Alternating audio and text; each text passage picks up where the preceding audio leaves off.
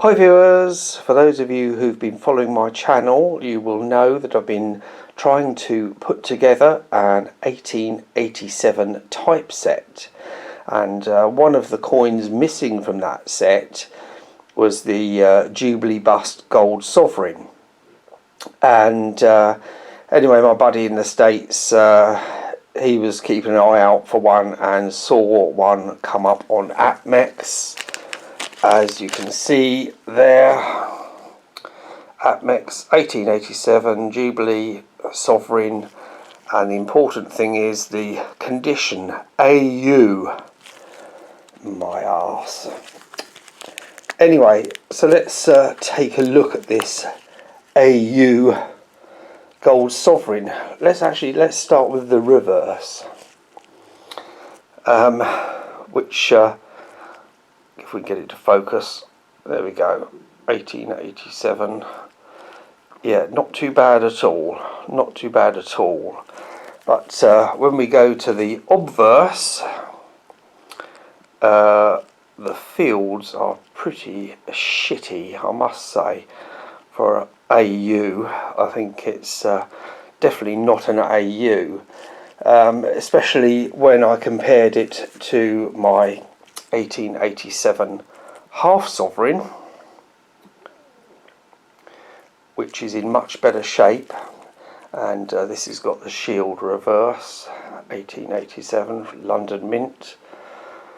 But what I'll do is I will include a clip right now comparing those two coins, the other way round actually, on my digital microscope. I recorded a short clip for you, and I'll put that up right now. So this is my half sovereign, and let's take a look at the fields in front of Queen Victoria, and behind, as you can see, just a very few minor little dings there.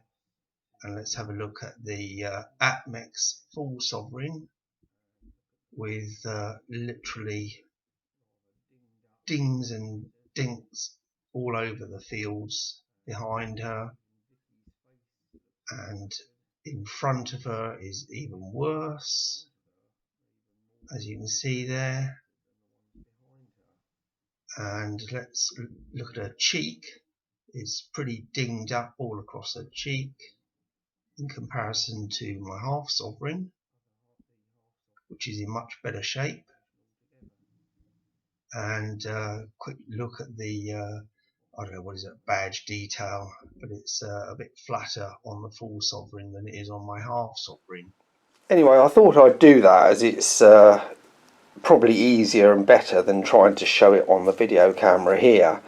But anyway, while we're discussing gold sovereigns, I thought I'd just go over another couple interesting factors for those of you who are interested in your gold sovereigns. This is the Edward VII, and this is probably the coin that suffers from the most wear, because it was a very fine hair detail on them from the start. So literally most of them have lost all that hair detail. So finding one with good hair, like I believe this one has, is always pretty nice. So, so yeah, that's a little bit of info on the Edward VII sovereigns. And now the George V sovereigns, which I'm sure many of you will have seen, are generally always in really nice shape.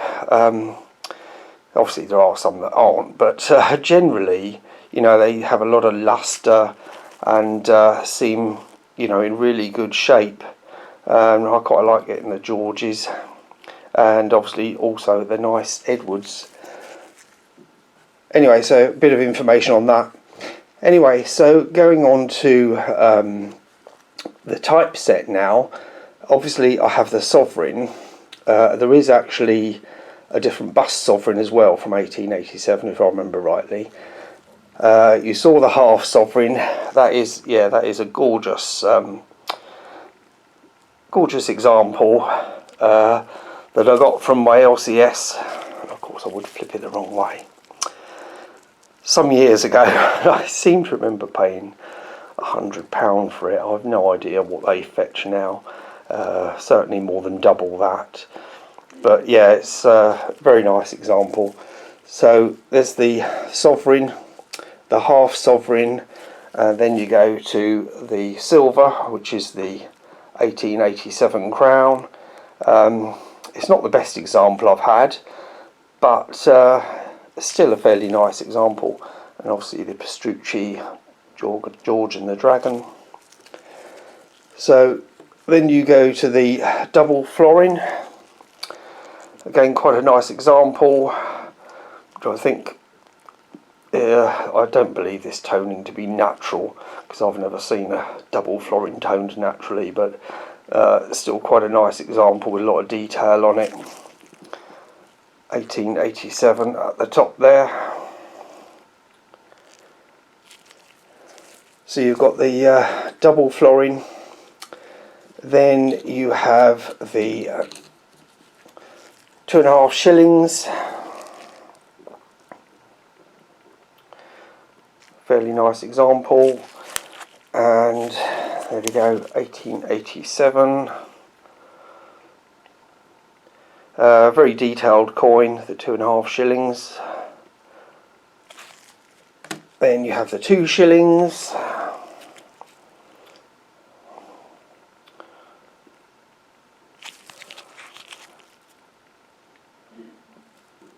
And 1887 at the top there. Again, quite a lot of detail on these old Victorian coins. Then you have, what was it next? The shilling. Oh, let's look at Vicky first. Quite a nice coin, that one. The shilling. And again, the reverse has a lot of detail in it with the date at the bottom there. And then the sixpence. There is actually 2 sixpences, I believe. Like there's 2 sovereigns. There's a different variant, if I remember rightly. But whether I'll bother getting both is another thing. Yeah, I think the sixpence is okay. It's not bad grade. So I'm still after the threepence, and there might actually be 2 variants of that as well, but I'm not too stressed on getting every variant. Obviously there are, I think, larger gold coins, probably a double sovereign, but I think the sovereign is as high as I want to go with that. But anyway, let me know your thoughts on the grading of the 1887 sovereign. It's yeah, disappointing, but I certainly wouldn't call it AU, and especially for the money I paid Apmex for it. But there's not a lot I can do now, is there? Anyway, thanks for watching. Bye.